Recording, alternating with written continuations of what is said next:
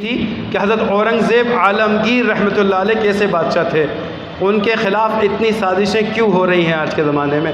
بھائی جتنا نیک آدمی ہوگا اس کے خلاف اتنی سازشیں ہوں گی، اسی سے اتنے سے سمجھ میں آ جانا چاہیے۔ حضرت اورنگزیب عالمگیر رحمۃ اللہ علیہ کے مقام کو وہی سمجھے گا جس نے دین کو مضبوطی سے قربانی کے ساتھ سمجھا ہو۔ اور جو مورخ ہیں نا زمانے کے ماہر تحقیق کرنے والے، وہ جانتے ہیں حضرت اورنگزیب کا مقام کیا تھا۔ اتنی بڑی بادشاہت کی کرسی پر متحدہ ہند، آج تو اتنے ٹکڑوں میں بانٹا ہوا ہے پھر بھی نہیں سنبھلتا، 5 سال میں ہاتھ پیر پھول جاتے ہیں۔ 49 یا 50 سال کی حکومت اکیلے واحد، 50 سال چھوٹی بات نہیں ہوتی۔ اورنگزیب عالمگیر رحمۃ اللہ علیہ عدل و انصاف کا زبردست نمونہ۔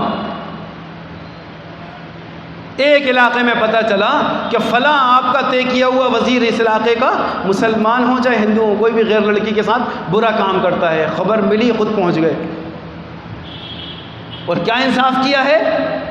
اس کو پکڑوا کر اونٹ اپنے وہ ہاتھی سے کچلوا کر مسلح کر دیا۔ یہ نہیں دیکھا مسلمانوں کے کیا ہو، جو غلط کرے گا اس کی سزا یہی ہوگی، یہ انصاف ہے۔ ایک جھوٹ ایک یہ بھی چلا دیا کہ روزانہ 100 گرام وہ کیا ہوتا ہے وہ باندھنے کا دھاگا، جنیو، یدنا سرکار کی کتاب ہے 3 جلدوں میں، پوری اورنگزیب رحمۃ اللہ علیہ پہ اتنا پھوڑ پن میں لکھی ہے، میں نے کہا اس سے بڑا ڈھونگی آدمی کوئی نہیں ہوگا معاشرے کا جس نے سوائے جھوٹ کے پلندے کے کچھ نہیں لکھا۔ کیا لکھا ہے؟ روزانہ 100 گرام جنیو جلاتے تھے، تب صبح ناشتہ کرتے تھے۔ اچھا مجھے بتاؤ ہندوستان میں برہمن جتنے ہیں ان کی تعداد کتنی ہے؟ 1 سے 2% سے زیادہ نہیں ہے، اور اس زمانے میں کتنے ہوں گے؟ 100 گرام میں تو ایک ہی بار میں ختم تھا، یہ روز 100 گرام کہاں سے چل رہا تھا؟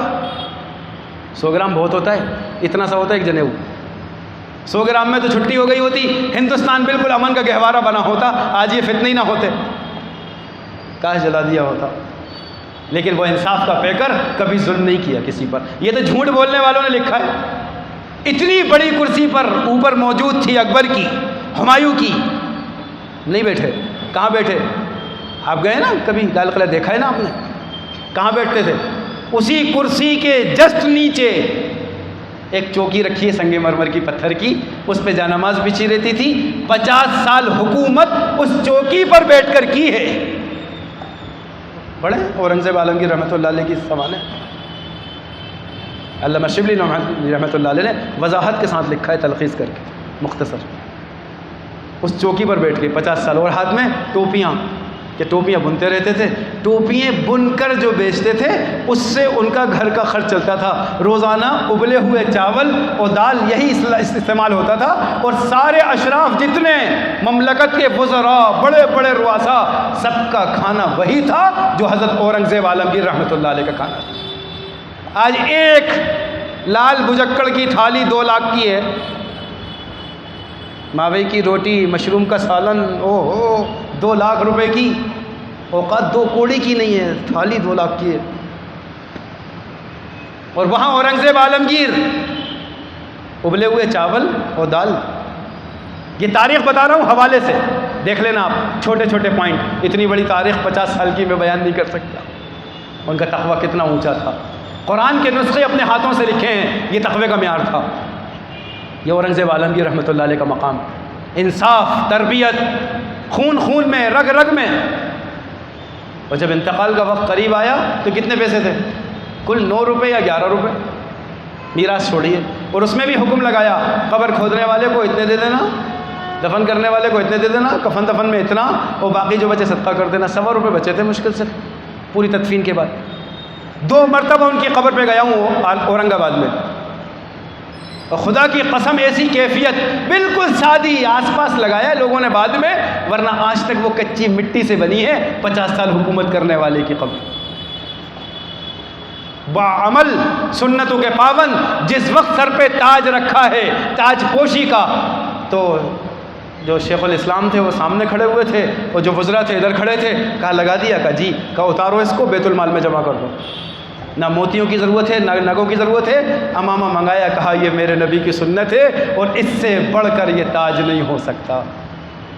50 سال حکومت سر پہ پگڑی باندھ کے کی ہے، آج جبھی تو پجامے خراب ہیں پگڑی والوں کو دیکھ کر۔ ہمارے یہ لبرل مائنڈ سنتوں کے بڑے مخالف ہیں.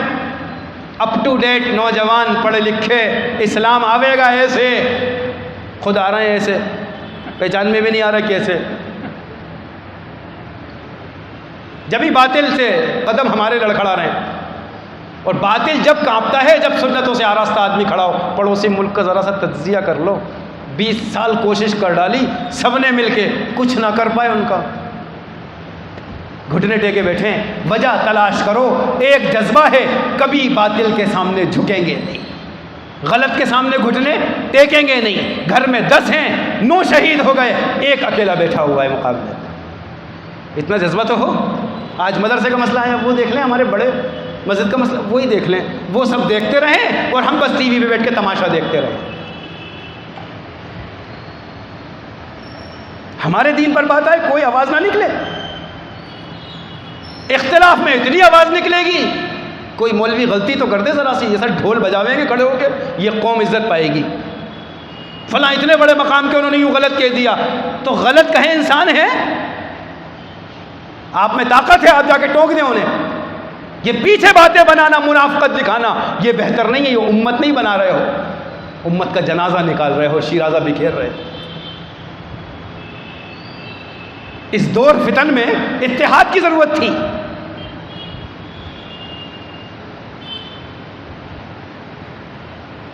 فتنے مچانے میں اب اور آگے ہو گئے. حضرت اورنگزیب عالمگیر رحمۃ اللہ علیہ کو میں تو کہتا ہوں نوجوانوں سے پڑھو اسلامی تاریخ. یہ مت پڑھنا یہ جو اسکول میں پڑھا رہے ہیں، ہر کچھ کہہ دیتے ہیں. کسی کی لڑائی کسی سے دکھا دی، وہ پتہ نہیں کتنے سال پہلے مر گیا تھا، وہ کب تھا، وہ سب جوڑ دیا. ہٹو. اور فلموں سے واہ واہ، تاریخ کیسے دیکھ رہے ہیں؟ فلموں سے. جس کا پورا پلندہ جھوٹ پر ہے اس سے تاریخ پڑھ رہے ہیں. باہر آ کے کہتے ہیں ہمیں تو اتنی خوشی ہوئی، کیا فلم بنائی ہے، ایسی تاریخ ہمیں پتہ ہی نہیں تھی. ہوگی تو پتہ ہوگی، جب تاریخ میں ہے ہی نہیں تو پتہ کیا ہوگا سوائے تماشے کے. اس لیے نوجوانوں سے اقرا، پڑھو، خود پڑھو، تحقیق کرو تمہارے اسلاف کا کیا عمل تھا، کس طرح کرسی پر تقوی کے ساتھ بیٹھے. آج چھوٹا سا ایک علاقے کا کچھ بن جائے، وہ پہلے سوچتا ہے اچھے کپڑے کب، اچھی گاڑی کب، لال بتی کب گھومے گی، تب آؤں گا مارکیٹ میں. اور حضرت اورنگزیب متحدہ ملک، اتنا بڑا ہندوستان اکیلے سنبھالنے والا بادشاہ، چوکی پر بیٹھ کر اور ٹوپیاں بن کر، کیا وہ نہیں کھا سکتے تھے 2 لاکھ؟ ارے 2 لاکھ کی کچھ حیثیت نہیں، ان کے نزدیک سارے خزانے بھرے تھے. اس زمانے میں ملک ہندوستان سونے کی چڑیا تھا. آج تو قرض دار چڑیا ہے جس کے پر اڑے ہوئے، پورے نوچ لیے مرداروں نے. ہر طرف سے قرض دار ہے آدمی.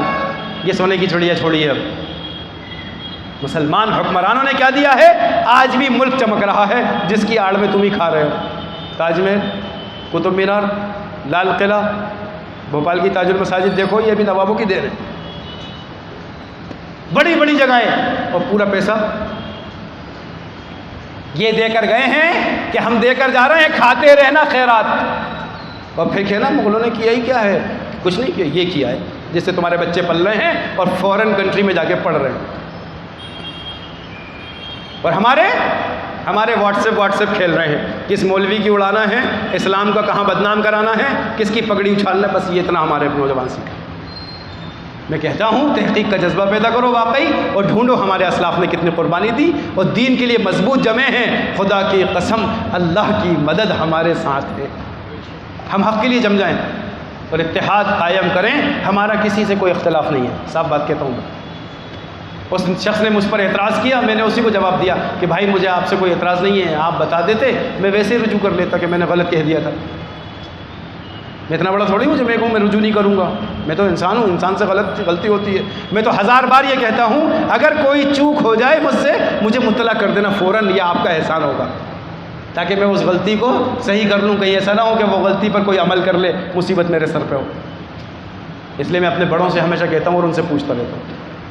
اللہ رب العزت ہم سب کو سمجھنے کی توفیق عطا فرمائے. ایک نوجوان نے بھی سوال پوچھا تھا، کسی نے داڑھی رکھ کر اگر داڑھی کٹوا لی ہو تو اس کا کیا حکم ہے؟ توبہ کرنا چاہیے، کیونکہ یاد رکھو یہ سنت نبوی اور اس پر مظاہر کا فتویٰ تو واجب کا ہے. داڑھی واجب ہے، ایک مشت سنت مؤکدہ قرار دیا ہے کہ اس کا مذاق ہے اسلامی شعار کا. لہٰذا اگر خدا نخواستہ غلطی سے کٹ گئی ہے کسی وجہ سے کاٹ دی ہے، توبہ کریں. فاسق شمار ہوتا ہے ایسا شخص، گناہ گار. تو توبہ کر کے واپس رکھنے کی نیت کریں. یہ دین کا مذاق اچھا نہیں ہے. اور جتنا مضبوط دین پر جمیں گے انشاءاللہ اللہ کی مدد ہمارے ساتھ اتنی مضبوط ہوگی، اور انشاءاللہ اس ملک سے اسلام کو کوئی مٹا نہیں سکتا، اور وہ تو مٹا بھی نہیں پائیں گے کیونکہ حق والے زندہ ہیں، اللہ کا فضل. ٹھیک ہے انشاءاللہ محنت کریں گے سب. اللہ ہم سب کو عمل کی توفیق عطا فرمائے. زیادہ وقت ہو گیا آج.